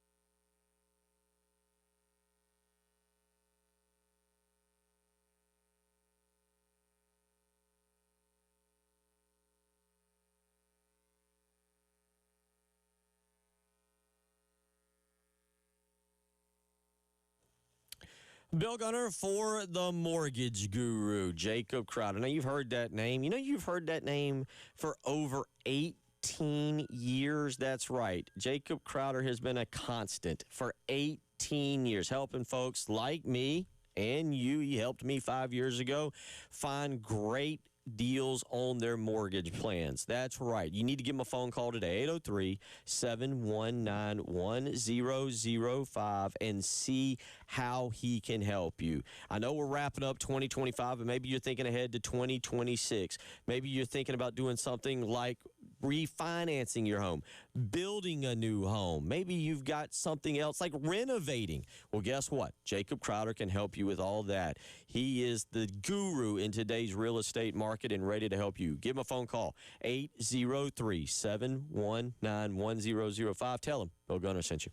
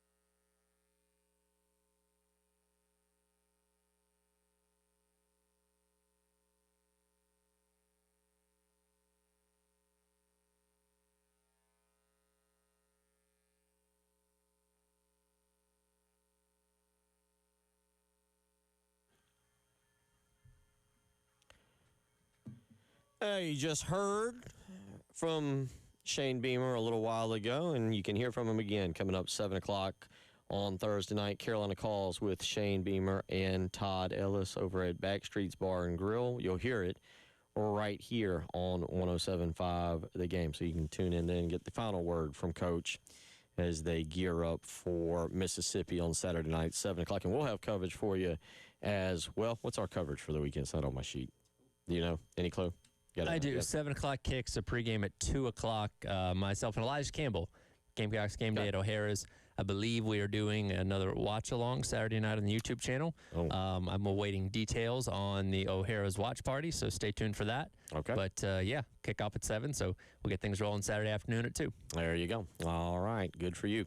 803-404-6100. That's how you can weigh in on anything you hear here this afternoon. Over the weekend, on Sunday, not on television, not streamed anywhere. You heard it right here on 107.5 The Game. South Carolina played an exhibition game against North Carolina State. Will Wade. Yes, I know Will Wade. I'm still actually good friends with Will Wade from his days at Clemson. Yes, I still talk to him on a regular basis. He's excited about his team. He feels good about what he has built through that part. I think they only returned one guy. The one guy who hit the one guy who returned hit the 3 at the very end of the game to win the ball game. The one guy that returned. And but he feels good about his team. He likes his team. Sure. And I thought this was really an interesting matchup. They played now. It was up to both coaches to play how they wanted to play. And Lamont Paris, I don't know if he's going to say it in this clip or not. We got kind of a long clip, but we're going to let you hear him. He admits that they only spent 2 days. It was an exhibition game. They only spent 2 days prepping really for this game because of the fact that it's an exhibition and they're still working on them. And again, the season officially tips off a week from tonight over at Colonial Life Arena against North Carolina A&T. College basketball, by the way, gets going next Monday. I believe it's Arizona and Florida is the game that I'm looking forward to. That's out in Vegas. Really fired up for that. But I was interested to see how they would play. Let's hear Lamont Paris. There's about 2 minutes of Lamont Paris from right after the game. Now, I love talking to Coach Paris. He's honest. He can get to be a little wordy. He can be a little wordy, Tyler. But he's honest. He gives you a great explanation on things. You can understand what he's talking about. But sometimes the excitement doesn't always come through. Sure. Listen to the excitement. You can tell after watching his team, he is very excited about what he's got. Here's Lamont Paris Sunday with Derek Scott after the game. I think this game did exactly what it was supposed to do for the players, for us as coaches. I mean, we had guys get in moments, and, so in the guys' minds, it's a real, live, actual game. So all the decisions that they're making on the court and the things that they're doing are under that premise. So for the coaches, you get to learn, okay, in this scenario, this guy does this right now. And so we need to work with him on that, or we can't have him in at those moments. And some of those were damaging to the overall ultimate outcome.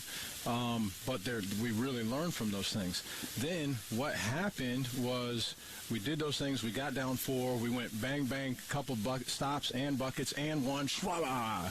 And so what I see is my team did it. They did it, right?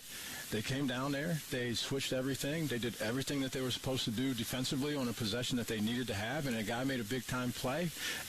But my guys did it. They executed the defensive switching that we were doing in that episode. They did it. They did it. Whoa, what a big-time achievement that was. Now, in real life, in the real world, I would be upset that we lost the game, and I'd stay up all night, right? I have the luxury to not have to do that. All I look at now is like, yes, there it was. We did it. Got stopped. Drove down and won, and that's how you ride off into the sunset with a win, other than the fact that shot went in. Right? Absolutely. So I think the game did exactly what it was supposed to be. And I think, honestly, if I'm being 100% honest, I don't know. We had some things that have to not happen towards ends of real games in the last 5 minutes in particular. And we did multiple, 6 or 7 of those. And so I don't know that if I could do it over if I actually would have wanted that ball to go in or not go in, because I know what the film looks like in the feelings that it didn't go in. I'm not sure what the film and the feelings look like if that ball, if it had not gone in, what that looks like. I think the guys kind of just dismiss it. Schwaba. I've never heard that. How do you spell that? When he said, I was listening to this live when he did it. And that was the first thing I was like, that's like a SCHWABB, kind of like Schwarber.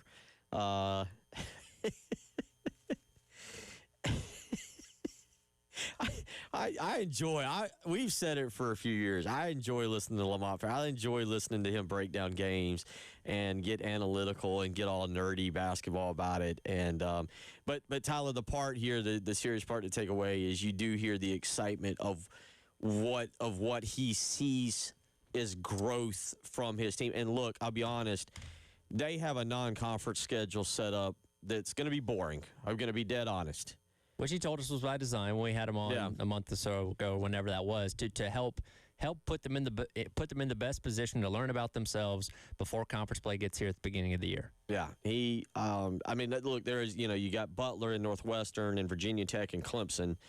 Those are the four key games, and then you got literally eight others mixed in. But it's perfect for this team. He's going to get to try a lot of things and try a lot of combinations and allow this team to grow. And I think that's what's instrumental, Tyler, is this team growing and being prepared for the gauntlet. I don't think it's going to be as bad, but it's not going to be easy in SEC play. Sure. Again, the conference was the best it had ever been a year ago, and probably shouldn't be too far off coming up this year. And look, it's not a super high bar to clear from how bad you were a year ago. Taking steps in the right direction, making improvements, and there is an excitement when you bring in so many new faces, whether it be as freshmen or the amount of guys that got out of the transfer portal, because you're kind of basically flipping the roster over. You got a few guys that have come back, like Miles Studi, obviously Michi Johnson back for another year, Jordan Butler coming back, but for the most part, it's a lot of new guys. Cam Scott as well. It's mostly a lot of new guys, and there's an excitement of what those guys bring to the table, and hopefully you have that right kind of combination of guys like you had 2 years ago out of the portal that helped lead you to a tournament appearance. Yeah, I'm excited to see this team. I don't know. Now, I will say this. You heard him mention, because I've kind of talked about this, I wonder about the defense. But, and this is very important, they're still working on things, and as he said, they only spent 2 days really prepping for NC State. Now you go, well, Bill, they're going to play, like, say, on a Wednesday. I don't know if you can do math. Thursday, Friday, they turn around and play on a Saturday in conference play. That's 2 days to prep for the next team. It is a little bit different in how you prep, especially if it's an exhibition game like that. He played, the other part of this is you look at the box score. He played everybody. Now, some people only got 3 minutes. I'm not going to try, even though I practiced all day Sunday when they said his name, and I've seen it before multiple times. But the big fella from Providence, the 7-footer, he only played 3 minutes. Chris DeSandoko? It's close. Wait. I think it's Crest. Crest? Crest, I believe, is, yeah. I heard Derek Scott say it, and it's, but anyway, S.E. Ndoko, I believe, is correct. I believe we'll work on it. Yeah, got to work on that. But you could tell and look, the back, and you get Michi Johnson back, and Michi has that bulldog in him, that dog. He is, and he's the heart and soul. He was the heart and soul of that NCAA tournament team, and he's going to be that guy again. And then you're going to have the flamboyant freshman in Eli Ellis, who's going to be just maddening at times, but it's going to be a lot of fun to watch. It appears, and it's just a one-game sample size based off the exhibition, this team's not going to be afraid to shoot threes. No. They're going to be chucking them. And they're not going to be afraid to shoot threes from the distance. Well, that's what Michi did. That's what Michi did, was he'd throw it from the parking lot. And, it might be going back to that form again this year. Yeah, it's going to be something to – it's going to be interesting to watch. And, again, the non-conference, we're going to have to – it's going to be a little difficult to stay engaged because some of the quality of competition they're playing. But it's going to give Lamont a lot of opportunities to check out different rotations, guys he likes together, and get a good feel for his team going into January. 803-404-6100. We'll come back, talk a little more big picture college football. Lane Kiffin, well, his team's better in Oklahoma, and he's letting Brent Venables know. We'll let you listen itself. It's the halftime show.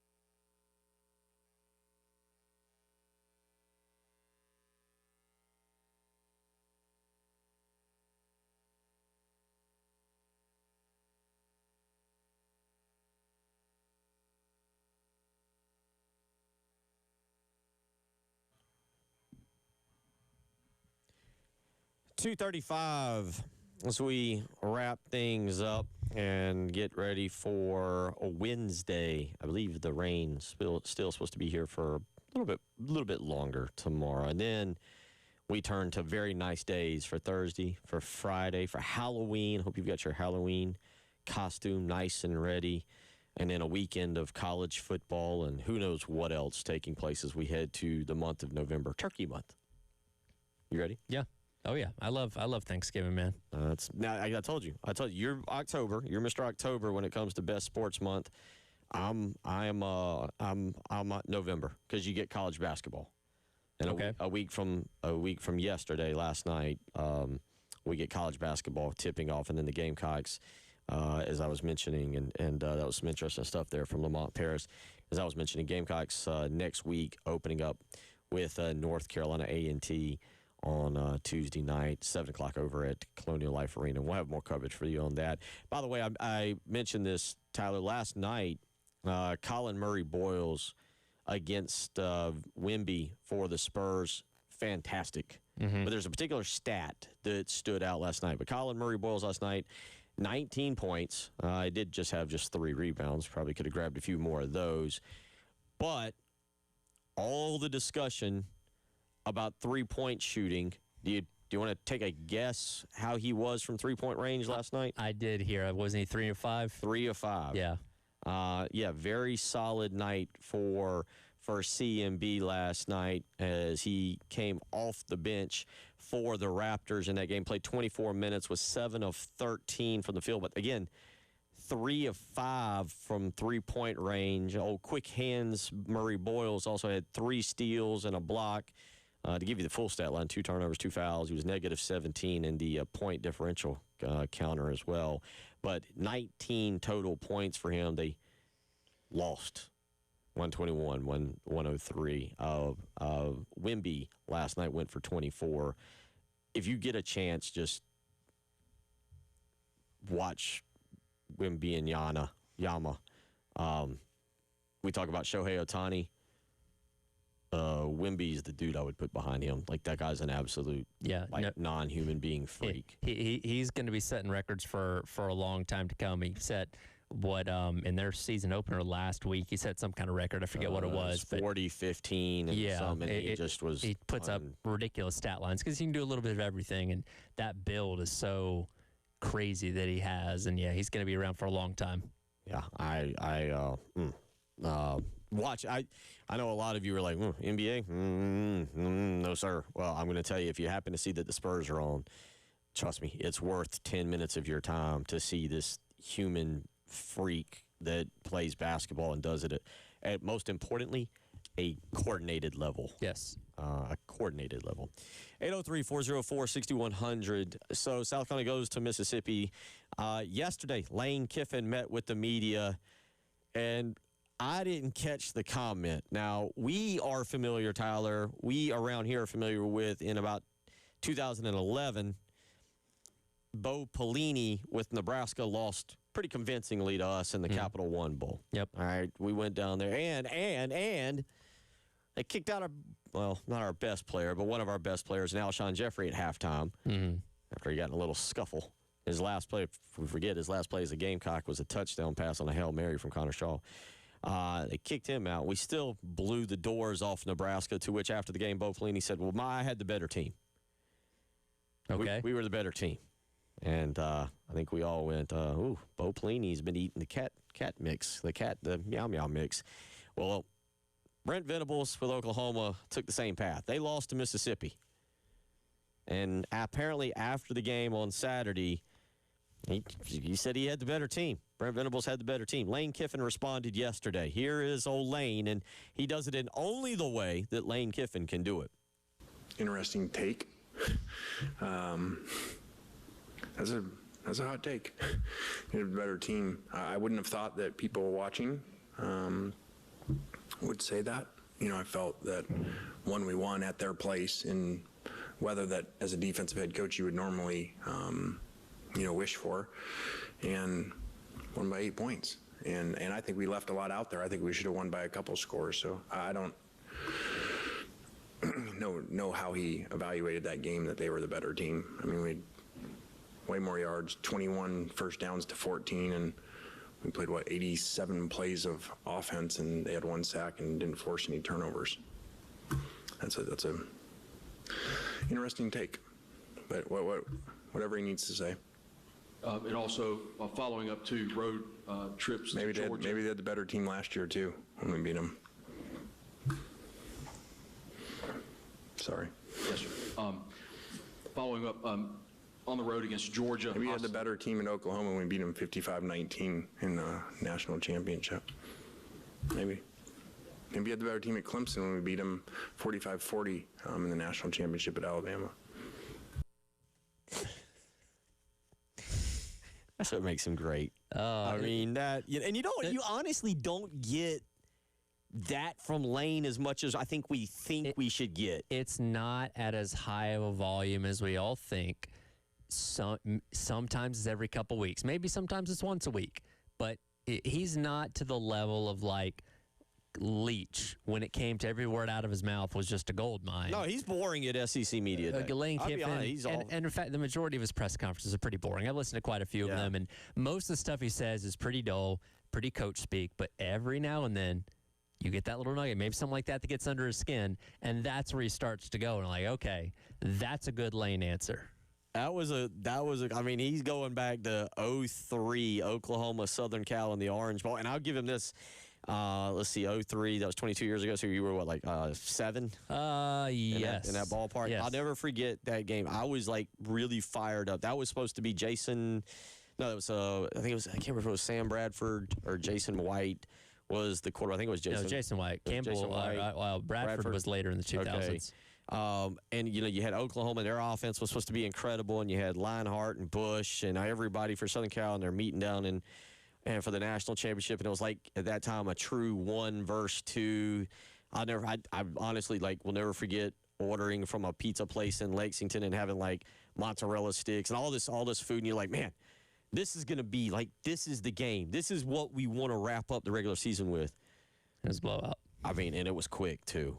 And it was like, I don't even think the mozzarella sticks could get cold, and the game was over. And you're like, they still had a cheese pull, and the game was over. Yeah, this is pathetic. But and he went to the well and got that one, which cracked me up. See, here's the thing. I think he heard, that was not the first time he heard about Venables' comments. He heard that the other day, but this is his first chance to speak on it, so he had his receipts ready for if somebody asked him, and he got. Well, he kept going back because you heard that they start the other question. He keeps going back. Yeah, other game. Yeah. Oh well, that was pretty good. I enjoyed that. Good Lane Kiffin. He also spoke on the Pat McAfee show about not making a decision based off money. Here's what he had to say on Pat McAfee's show yesterday. What Pat said there, just so you know, because you haven't known me very long, Pat, I've never made a decision based off of money, nor will I. And Love that. For a lot of people, they're just like, well, money, and it does this and does that. I've seen too many examples in life where money does not buy happiness. So I am never going to make a decision off of money, nor do I care about it. And it's good to have them. Jimmy Sexton gets really mad when I say that. He's got enough. No, we got to get this. We got to get this. And I'm like, Jimmy, I don't care. And he goes, I do. He said, that's why I'm here. Of course. That is why I'm here. So there's Lane Kiffin. And we'll talk about this a little bit tomorrow. Yancey Porter with Rebel Yellow join us. He's openly talked about now other jobs. He said he was going to meet with his team about the Florida job last week. Which is smart because he's been in this situation before. We've seen his team have a letdown. You don't want that to happen. You are on the cusp of making the playoff finally. You cannot trip up on your own 2 feet because of job rumors, messing with your team. So absolutely smart on his part. By the way, Jimmy Sexton, how much money does that guy have at this point? Not as much as Brian Kelly? Maybe not, I guess. Or Will Muschamp. That's a whole nother. Sorry, brought that up. We'll come back and wrap up the show.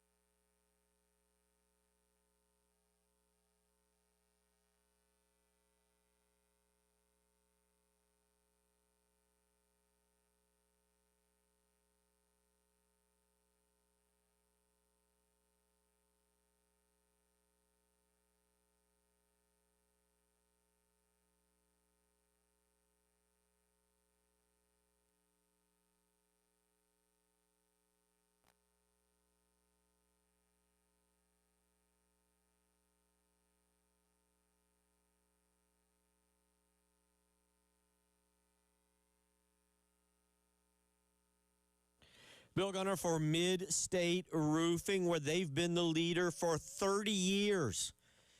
30 long years. They have been the leader in the roofing and waterproofing industry, and it's because of their customer service. Days like today, nights like last night, absolute downpour. And if you found a leak last night around midnight or 1 a.m., and you wondered what you should do, the answer was simple. You should call Mid-State Roofing because they were there for you 24 hours a day, 7 days a week. Mid-State Roofing is ready to take your phone call with an on-call technician or a Mid-State Roofing employee.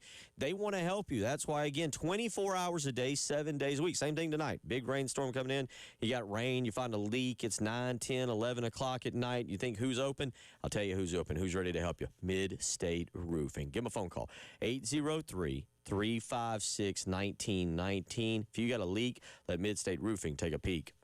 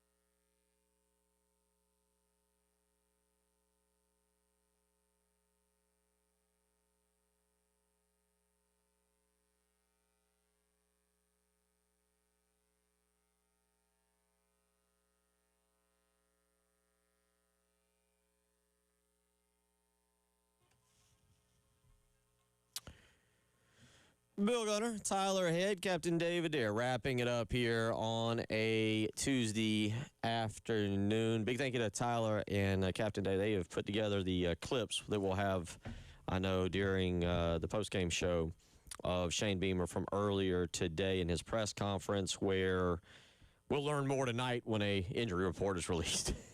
Tomorrow. Today's Tuesday. Okay, sorry. Yeah, tomorrow. It's one of the, remember last week how you were like, does this feel this week Yeah, feel like it's dragging feeling that to way you? for you. It was it's Tuesday, and I'm like, it's Wednesday, which is okay. That's probably because I was up at 3 a.m. watching the 18th inning of the World Series. I'm going to call it tonight a drop dead inning date of the 12th inning. Okay. So I'll give them all right. I'll give them their 9. I'll give them their 9, and then I'll give them 3 extra to get the thing settled. And then regardless of what's going on, I'm going to Bellis. It's some kind of like no-hitter. Okay, then. I was scrolling through Twitter in the break, and I came across this tweet from 2:12 a.m. this morning about what the concession stand lines look like in the 17th inning. You got to run out of food at some point, right? Well, remember, would you say 2:12? So that's 11. That is only 12 a.m. out there. 11, because the game ended their time. Again, it was 2:59-ish to the exact like second time. I mean, it was within moments of 3 a.m.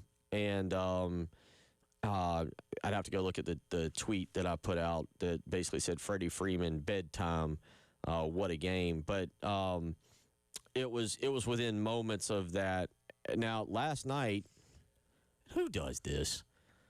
The Dodgers served. I never saw a price for it, but a tomahawk steak. Okay, I've seen this. I don't know. 2:52 a.m. is when I put that tweet out. So that's okay. So 8 minutes. I'm sorry. Trust me, it felt closer to 3. But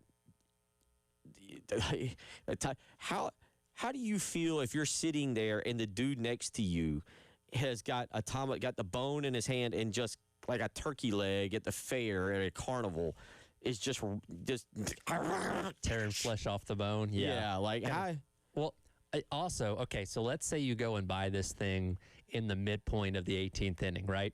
You go sit back in your seat. Freddie hits the walk-off, and now, well, the game's over. Are you walking out eating a tomahawk steak? Either both sides of it. You're a Blue Jay, you're crying on your steak, and if you're a Blue Jay, if you're a Dodger, you're swinging that thing around like you got a club in your hand. Yeah. I had to assume at some point they stopped serving, though. I think they would think they had to run out. I know for one thing, everybody was sober by the end of the game because you stopped serving alcohol in the 7th inning. They played 11 more innings after that. It's L.A. Do they? I think all stadiums have that policy, right? I'm pretty sure out in L.A. there's a rule that they don't. I mean, they should. I mean, I thought that was the hard, fast rule across the league that you had to stop by the 7th, give people enough time to sober up to drive home when you assume the game's going to end in 9. That's a very fair question. Do you think they did last call and then said, never mind after the 12th inning, come on back. We got two for one beverages now. Well, when you get to the 10th inning, you start a whole new baseball game, so you go to the 14th then, I guess. I don't.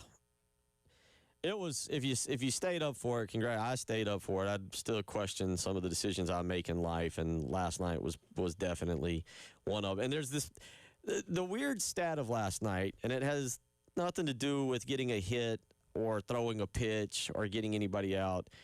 Is the Brad Paisley storyline? That's insane. Of this, do you have the number? Let me pull it back up again. Number one, there's been 2. While you pull up the rest of the stats on that, there's been 2 18-inning World Series games. Both of them have been at Dodger Stadium. One was in 2017 or 2018? One of the ones. It was one of the ones. Brad Paisley sang the national anthem for both of those. He is sang the national anthem for both of the 18-inning games, but he is singing for 2 other games, Tyler. Yeah, so 2017 Game 2 went 11 innings. 2018 Game 3 went 18 innings. And then last year, Game 1 went 10 innings. And Brad Paisley also sang it last night. So if Brad Paisley is singing the national anthem at the World Series game, and I guarantee you, whenever that happens again, go to the prop bets. Yes. Because I can guarantee you there's going to be this game goes farther than 12 innings or something on there.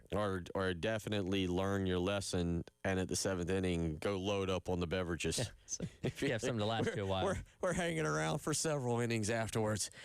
That's tonight. If you really want to get crazy or you want to question life decisions more, UTEP at Kennesaw State, 8 o'clock ESPNU. James Madison at Texas State, ESPNU for Kennesaw State, UTEP. ESPN2 for James Madison, Texas State. You into either of those? Yeah, I'll check them out. All right. Football and baseball tonight. It's the best time of the year. Y'all have a great afternoon. For Tyler Head, for Captain David Ayer, I'm Bill Gunner. It's been a lot of fun. We'll do it tomorrow.